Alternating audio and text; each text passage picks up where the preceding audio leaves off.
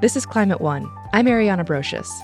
Developing countries are suffering the harms of the climate crisis first and worst, and they're least able to pay for their own transition to clean energy. From the developed countries should come the funding. And also we are exploring the resources from the private sector. Private sector money could play a big part in the clean energy transition, but too often, non-state actors like banks pledge to make their operations net zero while they continue to invest in fossil fuel extraction. We have clear recommendations demanding that non-state actors not only outline a target of net zero, but clear pathway to get there with interim targets. How can those in the developing world be empowered to direct money to where it will have the greatest impact? We are directing where that money should go because we know how these challenges should be dealt with. Funding the global energy transition. Up next on Climate One. At this year's UN Climate Summit, COP27, one of the issues at the forefront of the conversation is loss and damage. The idea that rich countries, who have historically emitted the vast majority of climate-disrupting pollution, should have to pay for the resulting suffering borne by those least responsible for the problem. At the same time, the whole world needs to drastically reduce its emissions and transition to clean energy. And that costs money too. Even wealthy countries are struggling to meet self-imposed goals to cut down on carbon pollution. How can developing countries, who are already suffering the effects of the climate crisis, fund their own move to clean energy? Climate One has been at the COP27 summit talking with climate leaders. Bogolo Kenewendo, UN Climate Change High-Level Champions Special Advisor, Africa Director, joined Greg Dalton to discuss how to rectify the great imbalances in money, power, and energy. So Africa is responsible for less than 4% of the planet's greenhouse gas emissions, while the G20 is responsible for 80%. Yet people in poor countries are already suffering climate impacts first and worst. So what impacts have you personally seen in Botswana? We have been experiencing quite shocking climate changes from extreme drought to the next year having floods that destroy the legacy infrastructure we've been working really hard to have. And the droughts have caused hunger and instability in food security. It's not that we've gone back to, famine periods, but it is quite worrisome when, there is insecurity in food production because that has ripple effects around inflation and the cost of living. Do people tie that to climate change? For the most part, people do not tie changes. They will just say, oh, the weather has changed or the seasons have changed. And it is up to us to really reinforce the message that things don't just happen. These are effects of climate change. You are literally experiencing the shocks due to the emissions around. And then how do you feel about that being inflicted by countries and corporations and individuals like me, honestly, far away? Well, that has been such a strong conversation around with civil society and private sector in the continent that if we've only contributed 4% of these emissions and we are the most vulnerable to shocks and the least capable to deal with adaptation and resilience, then we must be compensated for these shocks and the loss that we're experiencing as a result. And you'll recall that now, for the first time, we are talking about loss and damage here, which essentially means we are losing so much of our infrastructure, our livelihoods, because of these shocks that we didn't cause, and we didn't even benefit from the emissions that have caused this shock. So in order for us to really be able to build on sustainable development livelihoods, we need to find different ways for those that have benefited in these emissions to compensate those that don't, at least to build adaptation and resilience for the future. When we have those conversations with indigenous Americans in the United States who have been erased and all sorts of terrible things done to them. They don't like to be seen as victims. They want justice, but they don't want to be seen as perpetual victims. Right. How do you thread that? I really like the way you're framing it because it's a similar conversation here. It's not about, oh, we are victims. We recognize we contributed less to emissions, but we also see that there are a lot of opportunities in this space. But one thing that we have seen in particular this year is a lot of non-state actors who are African coming up with solutions to the problem. And this week alone, we've had private sector from the continent committing to about 3 different initiatives. And if I may just take you through those. One is around the insurance sector, recognizing that doing business in a climate vulnerable environment will make investors very skittish.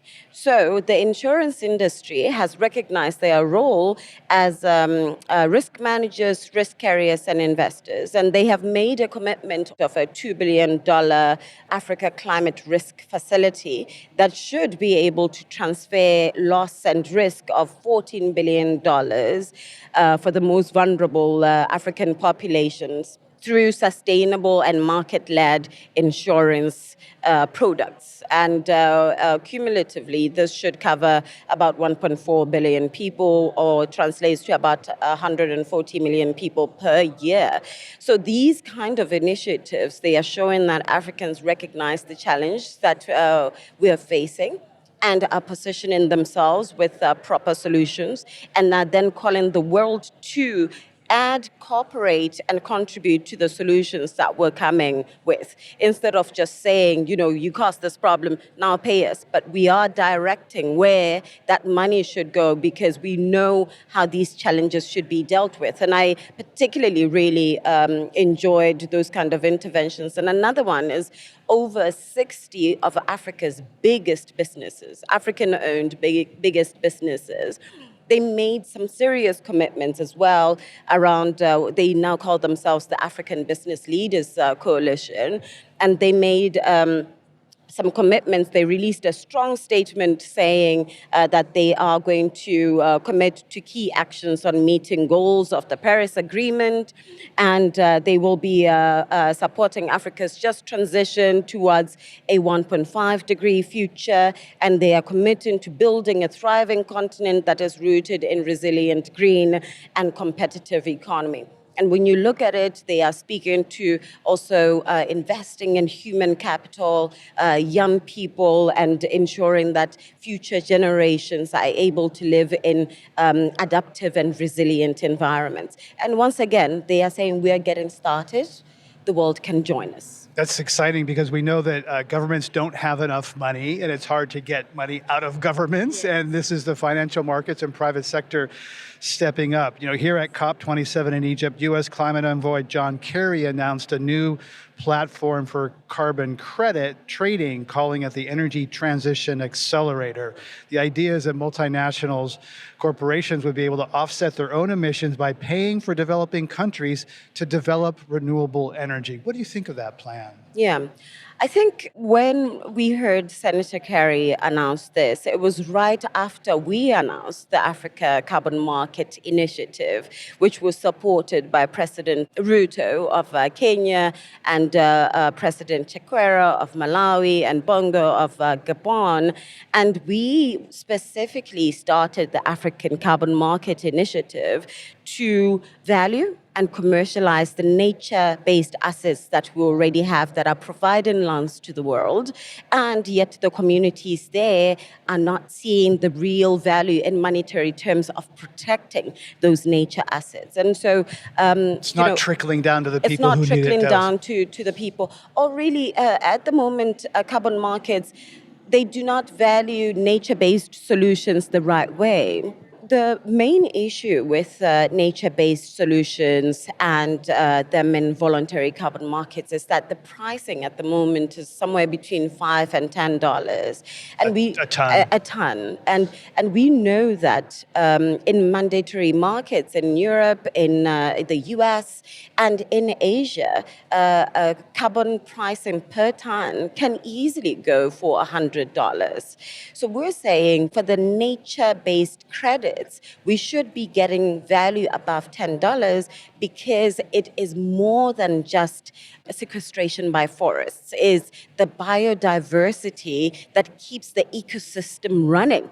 And that is something that pricing and valuing nature-based carbon credits should take into account. And what we've said in response to Senator Kerry and everybody is anyone who wants to partner in delivering in the mandate of ACME can do so.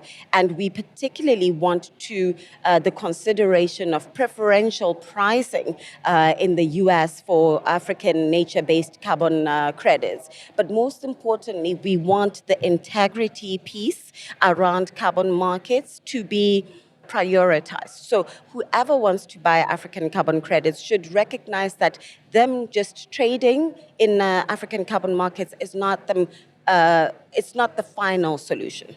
They have to have other net zero commitments. They must be working on reducing their emissions because just buying the credits isn't enough.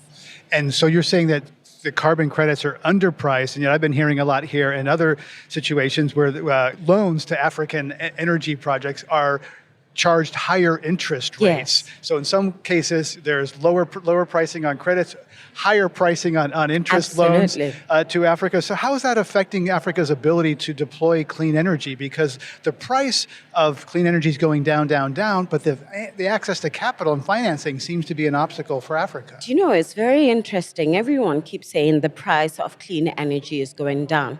That reduction hasn't necessarily been transferred into the continent.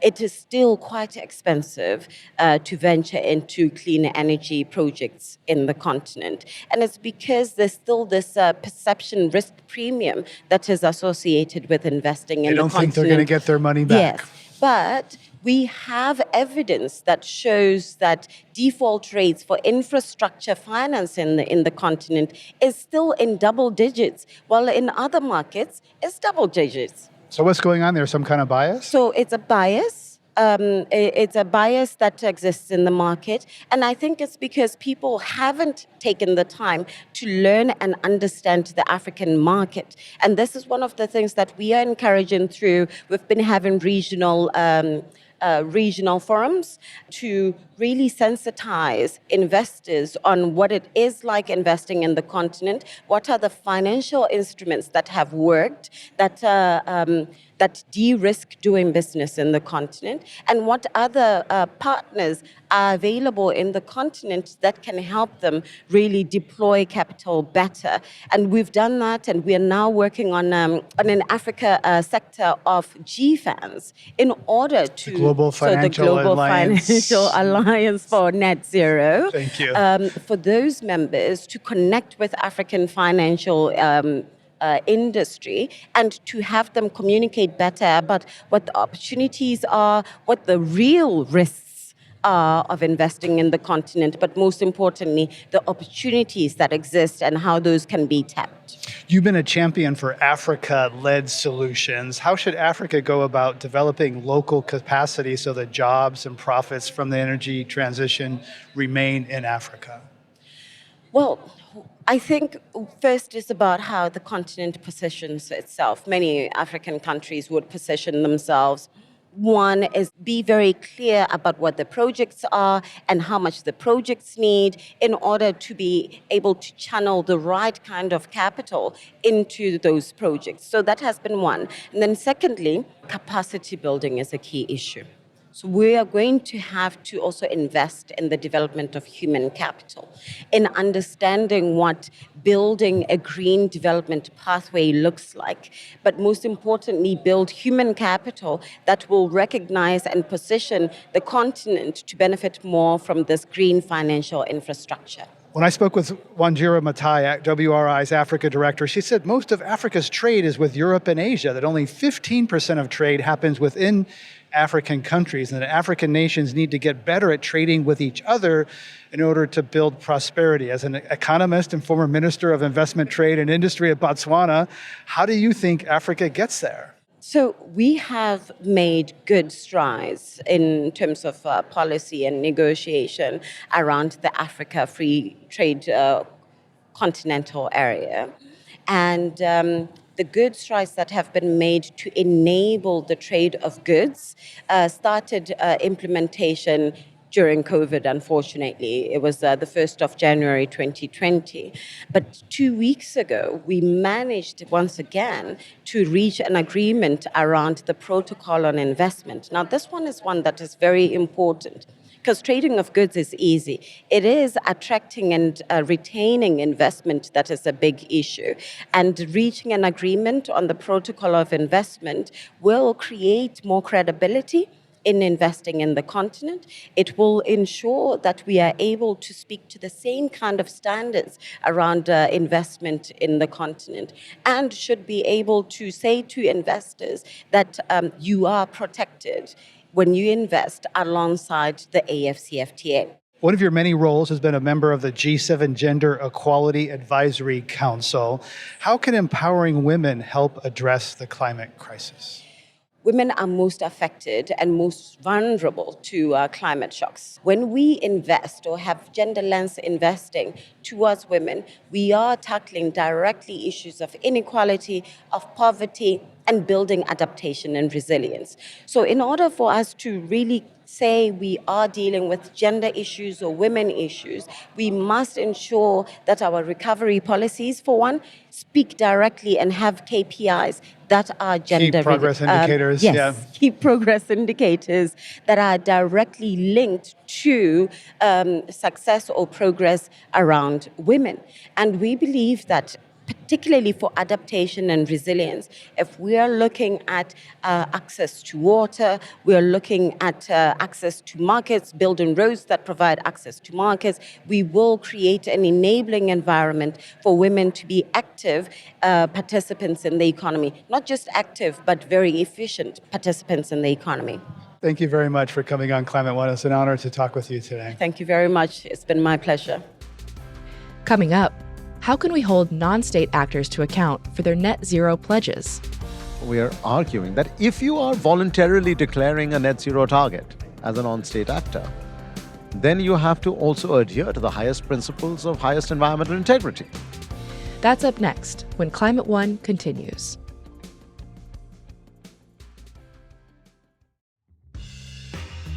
This is Climate One. I'm Mariana Brocious. Net zero pledges have been a headline grabber for many companies and organizations, a way to signal awareness of the public's increasing concern about the climate crisis.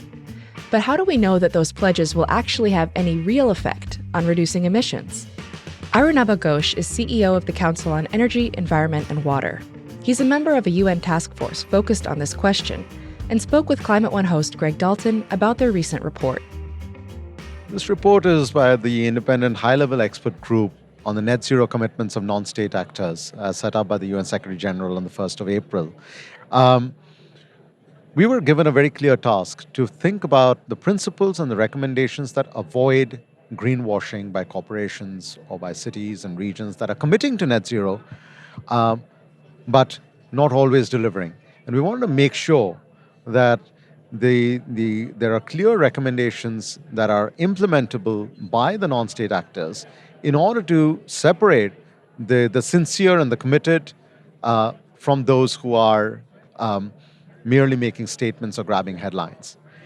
In this report, we have clear recommendations demanding that non-state actors not only outline a target of net zero, but clear pathway to get there with interim targets, which can be held to account, which can be independently verified and monitored, and that they make sure that the reductions in their emissions happen by their own actions rather than buying up low-quality, cheap credits elsewhere. At the same time, we strongly nudge the non-state actors to look at using high-quality credits to invest in the developing world, to look at investment opportunities in the global south where the sustainable infrastructure is needed, where people are most vulnerable to a changing climate, and where the cost of finance is significantly higher than in the rich world. So if we can combine these two strands, then we actually are able to demonstrate that a net zero commitment translates into action and translates into just outcomes for the majority of the world's people. A fellow member of this commission just said to me that the Secretary General is furious that the large banks are saying we're going to go net zero while they're still sending massive amounts of loans and capital to further extraction of fossil fuels. Is that right? We have made a very clear recommendation in the report that financial institutions have to immediately start phasing down from removing their investments from fossil fuel infrastructure. And then we have a differentiation for when they are able to extract that out of from OECD countries, which is by 2030, and by 2040 for non-OECD countries. But there has to be a clear pathway towards ending financing of fossil fuel infrastructure and new extraction activities, which then locks us into a much more unsustainable pathway for the decades ahead. But these banks answer to their shareholders. They don't typically listen to the UN for how to run their business. How, do you think they will listen? Because climate risk is now facing us all. For the longest time, we've assumed that the poor will adapt and the rich will escape. But if 2022 serves any lesson, it is that extreme heat, extreme weather events is impacting us all.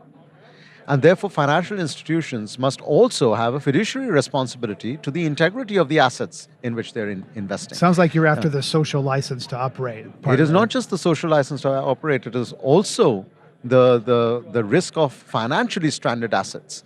If they are going to start continuing to invest in fossil fuel infrastructure or in infrastructure that is unsustainable or that does not take into account climate risks, or that they don't declare their exposure to climate impacted assets, then they're not actually fulfilling their responsibilities to their shareholders. They're not actually preserving shareholder value. Last question is, it was interesting to note that you called for full disclosure of lobbying, because companies oftentimes tell us one thing on TV ads and then another thing happens in the corridors of power. So how important is that going to be? What are you trying to accomplish by calling for disclosure of lobbying? I think it's very important to recognize that if you're going to say something, then you actually mean it. And that you don't say something in public and in private, you lobby for something, which is the polar opposite. And this is why we're arguing that if you are voluntarily declaring a net zero target as a non-state actor, then you have to also adhere to the highest principles of highest environmental integrity. Of course, in your respective jurisdictions, there might be regulatory reasons why you have to declare a net zero target, and those regulatory directives will be determined by the governments. But you cannot voluntarily declare net zero and then lobby those same governments in the jurisdictions where you're operating for slightly lax regulations or to carry on, with business as usual. Either do what you say or don't say it at all. Doctor, thank you for your time. Thank you very much. Arunabha Ghosh is CEO of the Council on Energy, Environment, and Water. To continue this conversation related to net zero pledges made by non-state actors, Greg Dalton met up with Alastair Marsh, a reporter at Bloomberg. Hundreds of companies have jumped on the net zero bandwagon with all kinds of goals and pledges and promises. Yesterday, we heard the Secretary General say, quote, using bogus net zero pledges to cover up massive fossil fuel expansion is reprehensible. It's rank deception. The toxic cover-up could push our world over the climate cliff. What did you think when you heard the Secretary General say those words? Well, he has some very eloquent lines. He was quoting, well, I'm not sure if he was quoting directly AC/DC, but he did say that we were on a highway to hell, which made me smile in a dark kind of way, just as I like that song. But he's right. I mean, the whole net zero has become on the one hand, it's sort of a simple idea that you eliminate your emissions as much as you can, and then you'll offset the residual, or you'll do something with the residual. But it's become a sort of, if you'll excuse the phrase, a bandwagon that everyone's jumped on without really thinking through what it means. or without really wanting to explain it, you just think about the consequences for their operations or their relationships with their customers, and should they even have some of those relationships if they're going to really deliver on those targets. And so it becomes easy to say, hard to deliver on. I guess with everything that's discussed at COP, it's easy to say, hard to deliver on. But this is sort of a corporate world. Well, actually, there have been some governments who've made net zero commitments too, but it's been really adopted by corporates. And there's a lot of, I would use the word greenwash if you'd allow me, but let's just call it hot air or unsubstantiated claims. Things that, again, easy to say, hard to deliver upon. Right, and a few years ago, very few companies had net zero pledges, Yes. and now even ExxonMobil has a net zero pledge. It seems like it's become this sort of fad. There's a new UN report out, released here at this COP27, that lays out a 10-point plan to end greenwashing, or Yes. let's use that term. It includes companies issuing public plans, setting interim targets, Yeah. yearly public reporting on their progress, and disclosure of lobbying activities. What impact do you think all this will have on corporate net zero pledges? Well, to answer that in the most direct way, it depends if it gets regulated or not. Like at the moment, this whole thing is voluntary. So it's easy to make the claim without any kind of punishment for not delivering upon it. Right, it's a lot of, hence the greenwashing. Like Yes, it's companies, exactly. it's because it's not really, usually corporate America doesn't take its charges Right. from the UN. Right. But at COP, it seems like there are lots of themes that get spoken about in all kinds of corners, but whether they actually get latched on and developed and delivered upon is another thing. But one of the themes I hear a lot of, heard so far, is around from voluntary to mandatory, certainly on kind of on the delivery of net zero. If we're actually going to deliver on this thing, we need to kind of put the incentives in place and the kind of enforcement structures to make it happen. Otherwise, it just becomes, it's easy to greenwash. It's just too easy to greenwash. So, yeah, the Catherine McKenna's report was all about delivery. And I get the... Should we just say she's the former Environment Minister of Canada, former Yes. Minister of Parliament in Canada, who chaired this report. Yeah. And it included a bunch of regulators and former regulators from around the world, and they're saying this is what should happen. Exactly, and I was going to say that the point there about interim targets is important. So there's making it mandatory in some way, but also the interim bit, because all of the net zero targets are 2050, when most current management will be long retired. It's just too far in the future to be realistic, or to be tangible, let's put it that way. So if you have a 2025 target or a 2030 target, well, that's something that you can think about. Okay, in the next 3 years, what do I need to do? What would it look like to get my business on a pathway aligned with Paris? And of course, this is supposed to be the decade of delivery, like the decade of action, as they call it, where we're supposed to, according to the science, reduce emissions by half. So to get on the path to net zero, it's cut emissions by half by 2030. And then the rest in the next 20 years. So we should be seeing a lot more. We could be a lot more aggressive now. Let's put it that way. And that's just the kind of basic things that are taught in business school, right? Is to have kind of key progress indicators. Right, That's the way. exactly. Yeah. Why shouldn't corporations run their carbon commitments the way they run everything, making cereal and making widgets and everything else, right? Yeah, and the report also goes after some of the more kind of nefarious stuff, like funding, funding kind of anti-climate lobby groups, so that kind of, or having your lobbying should be aligned with your climate goals, and not to be on the one hand saying yes we're green, but on the other hand actually lobbying for things that are contrary to that.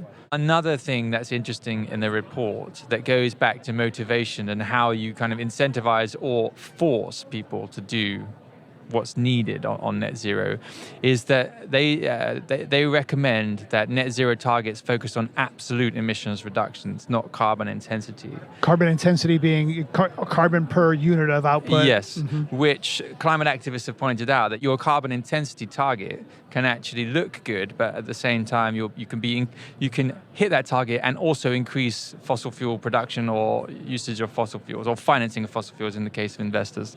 So that's another slightly niche point, but it all comes back to the point of we need to kind of get rid of all the excuses and the loopholes in the system, essentially. Right, because they're very clever at finding those. Yes. About 80% of the global economy is now under the goal of net zero emissions. This group of high-level experts convened by the UN says it's now time to focus on the quality and implementation Right. plans. Yeah. So how do you personally, this is your beat for Bloomberg, how do you personally look at these net zero plans, and what kind of personal sniff test do you have, or how do you judge yourself?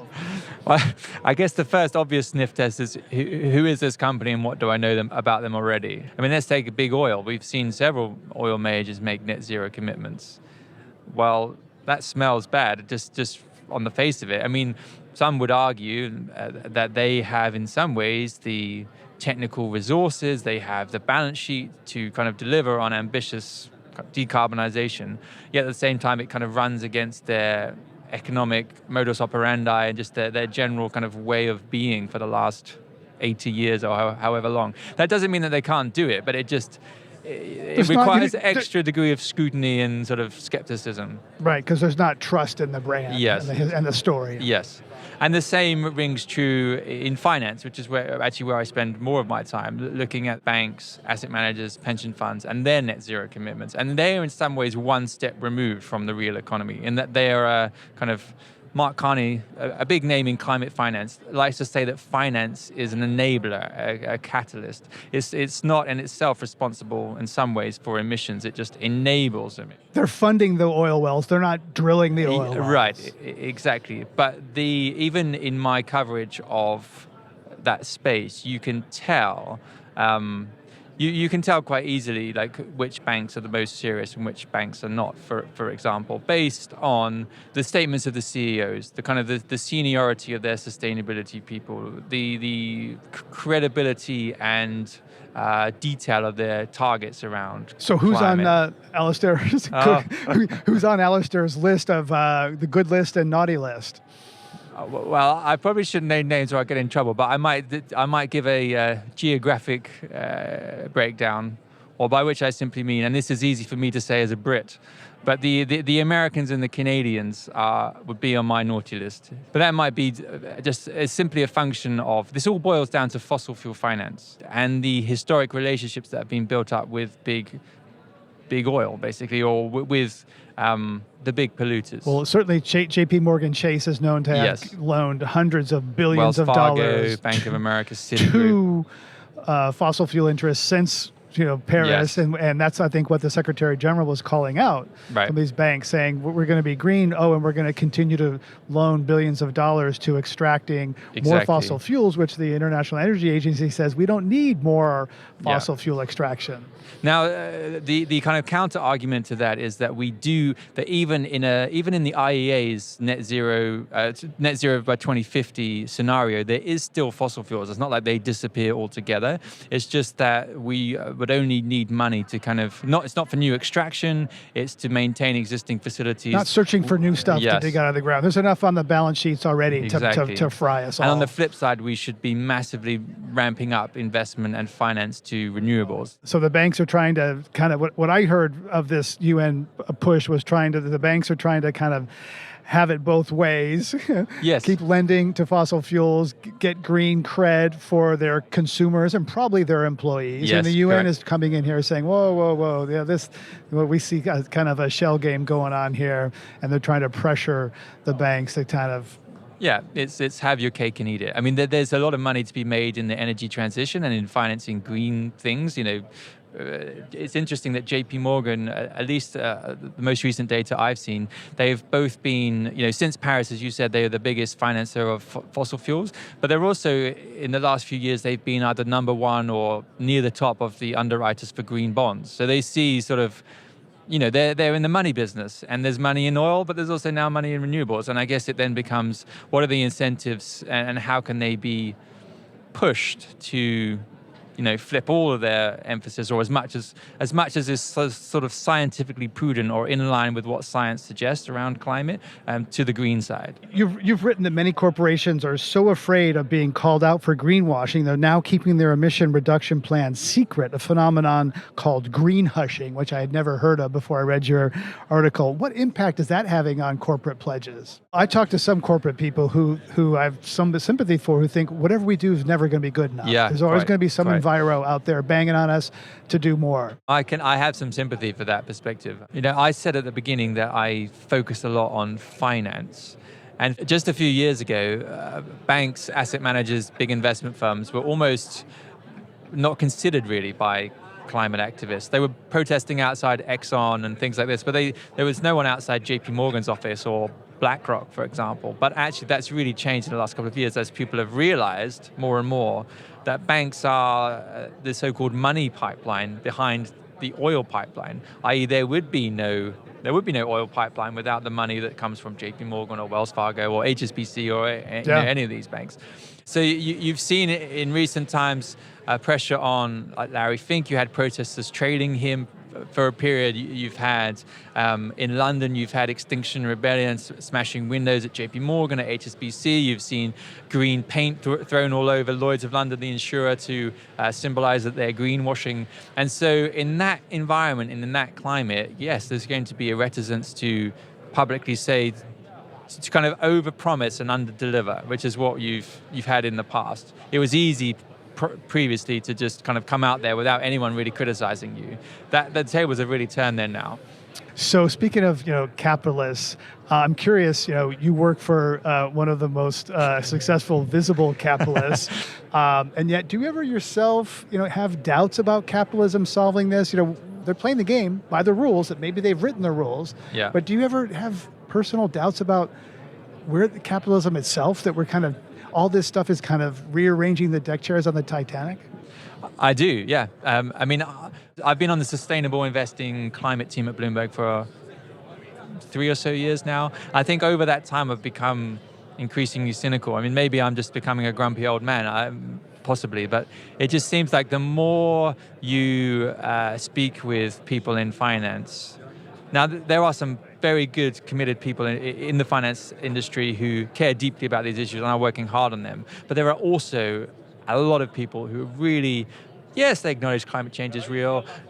Yes, it may affect future generations. Yes, maybe it's happening a little bit now, but let's not talk about that. But they're not really, it hasn't clicked in their head that their day-to-day activity is exacerbating it, making it worse, or if it hasn't bothered them enough to do something about it. And so the capitalist impulse to kind of money, well, certainly it doesn't work for everyone, as we're talking about here in this COP, where Egypt, Africa, the emerging economies are going to pay a much heavier toll. So there's that aspect. But even for those sort of self-interested Western financiers, in the long run, the money train from fossil fuels is going to dry up, and the physical impacts of climate change are going to be, economically speaking, let alone humanly speaking, incredibly damaging. So you've kind of outlined the people who dismiss climate change. I worry more also about people who are sincere in the sustainability field but aren't courageous enough to ask themselves and others the real systemic deep questions. Like, are we fooling ourselves that this system, we're in a car going toward a cliff and we're trying to tighten a few bolts inside the car, but the car is still going toward the cliff, and we don't really want to, we kind of know the cliff is there, but we don't want to admit it to ourselves that it's there. Well, I think the people that care most deeply about sustainability and climate within, let's take banks or investment houses, are usually not in charge. Let's put it that way. As in, I think a lot of CEOs have come to understand that it's that it's something that they need to be cognizant of, and that climate change will have impacts on their business. But I think those who care most deeply about it and would love to kind of reorientate or restructure the way the thing operates so as to be more in line with the kind of the science, usually are not in positions of power, which I think is problematic in some ways. Well, thank you, Alistair, for your sharing your sights. Alistair Marsh is a reporter from Bloomberg. Thank you very much. Thank you. Coming up, how have Indigenous communities been represented in climate negotiations? It's 22 years that we've been saying to the governments that we could also contribute. We are here to help for climate action. That's up next when Climate One continues.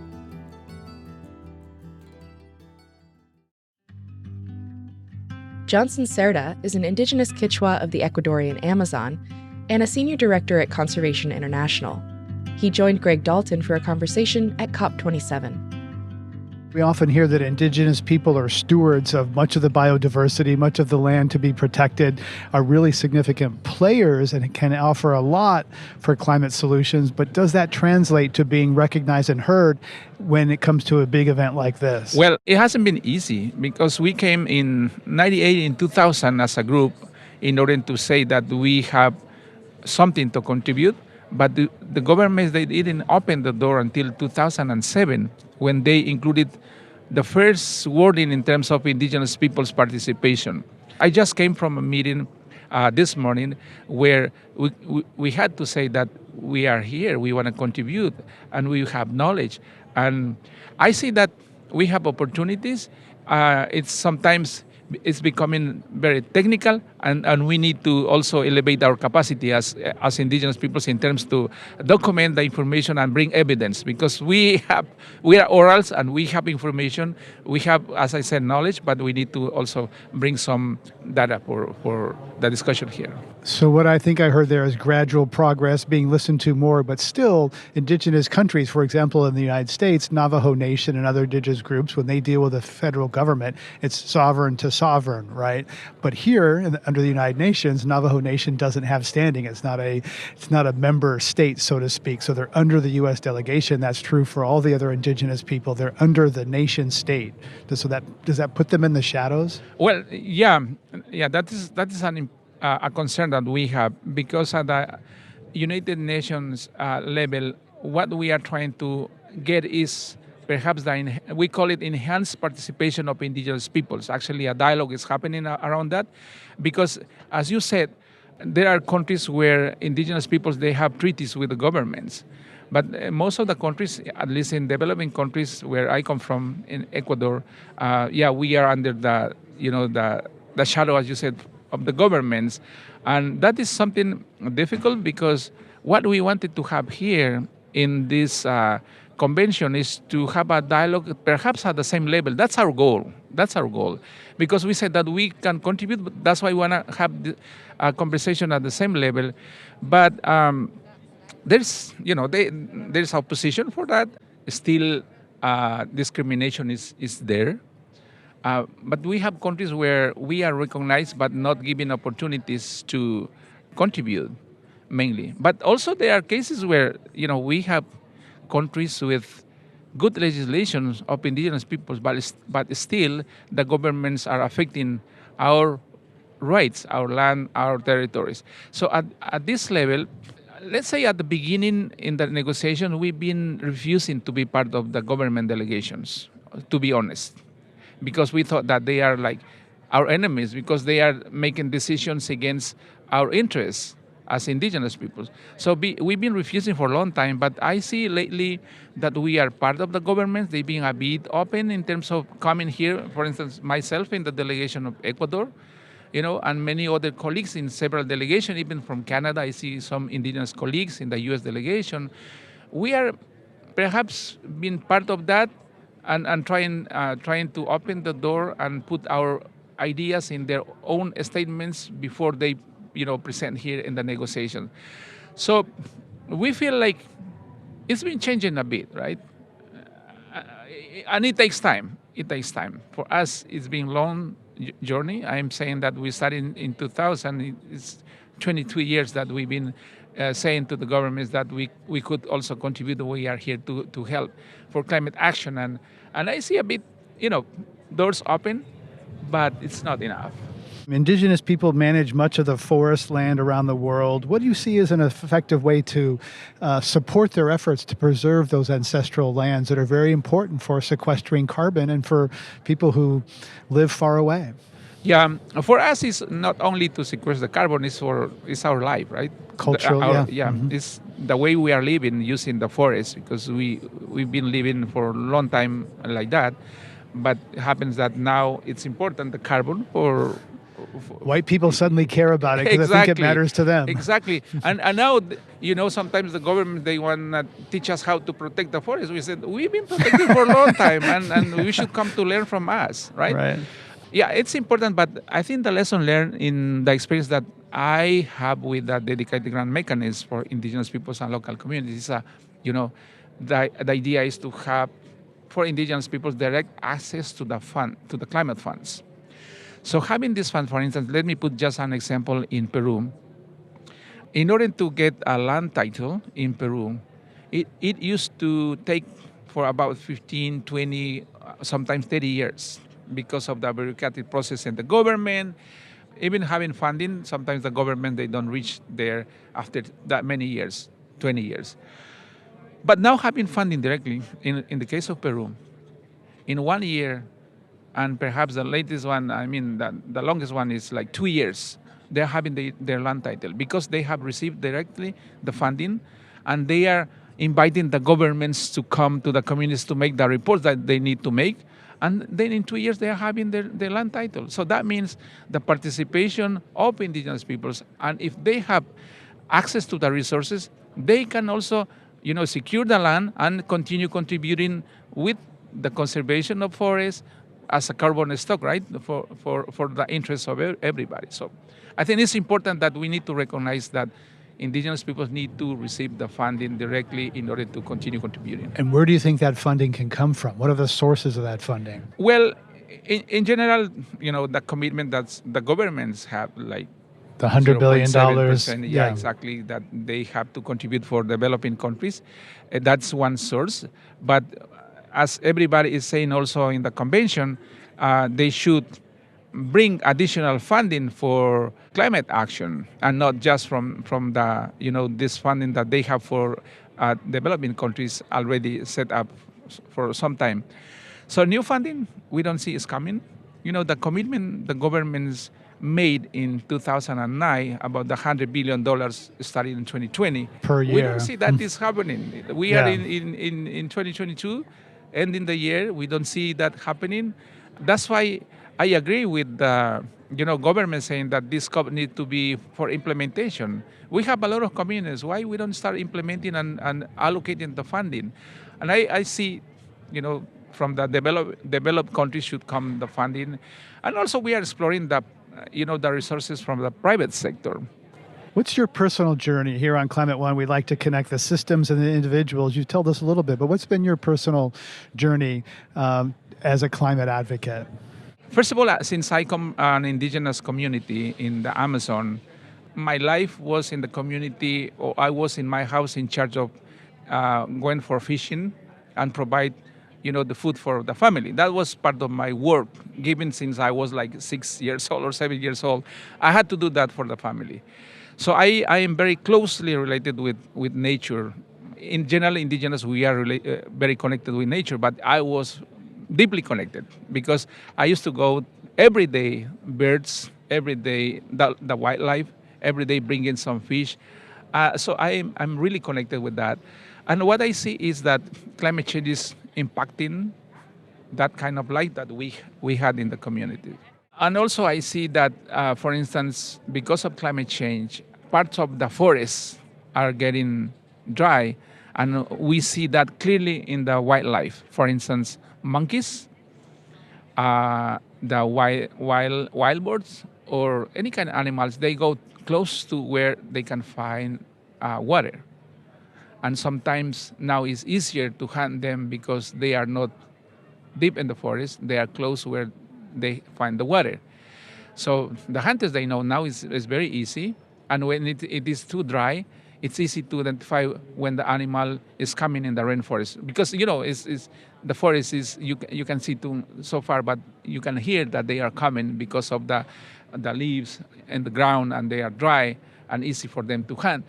And so things are changing. Well, it's one thing to notice changes. It's another to gain confidence as a fisherman in an indigenous community to speak up. So what's driving you? Is it fear about what you're going to lose? Is it excitement about what you can share? Is it anger at what's happening? Well, yeah, anger in one side because it's affecting too much in some regions, but also thinking in the opportunities that we could have in order to share. Here in the negotiations of climate negotiations, many times they open opportunities to contribute, for instance, in adaptation, on mitigation, but we don't have resources to do our own research. And we don't see people giving resources to make research and come up with some evidence here. And we do what we can in order to contribute, but we are still expecting that. So we use all of this in order to say that, in order to provide capacity building for our colleagues coming to participate here, perhaps colleagues that are mostly affected by climate change, because we have, areas where they are mostly affected. So what's it like? We're sitting here at this conference with thousands of people from all over the world with all sorts of languages and dress, et cetera, many indigenous people. What's it like for you being here right now? Well, for me, it's a bit perhaps easier because I have experience here, many years of experience, and I at least can speak English, and it's easy to communicate. But we have most of the delegations with just one language. But also we have people from, communities, perhaps they don't speak very well, even Spanish, and being here in this space is unfair for them. So what we do is also we use resources in order to provide interpretation for them, to make fair participation for them and listen what's going on here. Yeah, it is challenging, but also opportunity to network with different institutions here and companies in order to share our concerns that we have. And network with also governments. I've been participating in a couple events here with some governments, and we express our concerns that we have in terms of participation, funding needs, human rights issues, land tenure, importance for communities. So sharing our concerns here. Well, thank you very much, Johnson, for sharing your thoughts with us on being here at COP27 in Egypt. Thank you. Thank you very much. This wraps up our on-the-ground COP27 coverage as our team returns to the U.S. If you missed last week's COP episode on loss and damage, find it and all of our episodes in our podcast feed. Climate One's empowering conversations connect all aspects of the climate emergency. Talking about climate can be hard, and it's critical to address the transitions we need to make in all parts of society. Please help us get more people talking about climate by giving us a rating or a review if you're listening on Apple. You can also help by sending a link to this episode to a friend. Greg Dalton is Climate One's host and executive producer. Brad Marshland is our senior producer. Our managing director is Jenny Park. Our producers and audio editors are Austin Colon and me, Ariana Brocious. Megan Basilia is our production manager. Our team also includes consulting producer Sarah Catherine Coxon. Our theme music was composed by George Young and arranged by Matt Wilcox. Gloria Duffy is CEO of the Commonwealth Club of California, the nonprofit and nonpartisan forum where our program originates. Thanks for listening.